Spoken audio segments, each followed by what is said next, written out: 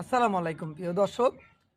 যদি আপনি মনে করেন যে দূরে কোথাও এই ধরনের একটি সাউন্ড বহন করে নিয়ে যাবেন এবং অনেক দূরে নিয়ে এটি লাগাবেন, তাহলে এই পদ্ধতিতে আপনি আপনার সাইনটি সংরক্ষণ করবেন এবং নিয়ে যাবেন। তো প্রথমে এরকমভাবে গাছ থেকে কেটে নিয়ে আমরা এরকমভাবে সাইনের পাতাগুলোকে কেটে দিব। একটু সাইনের পাতাগুলোকে কেটে দিব।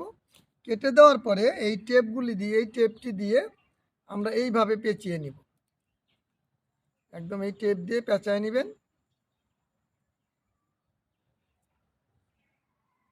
অথবা এটি টেপ যদি না থাকে, আপনার কাছে পলিথিন থাকতে পারে। পলিথিন দিয়েও এভাবে চিকন করে পুরোটা পেঁচায় নিয়ে পেঁচিয়ে নিয়ে যাবেন একদম এইভাবে।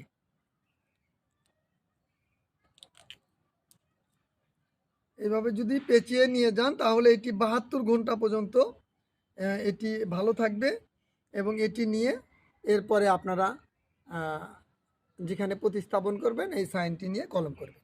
ধন্যবাদ সবাইকে।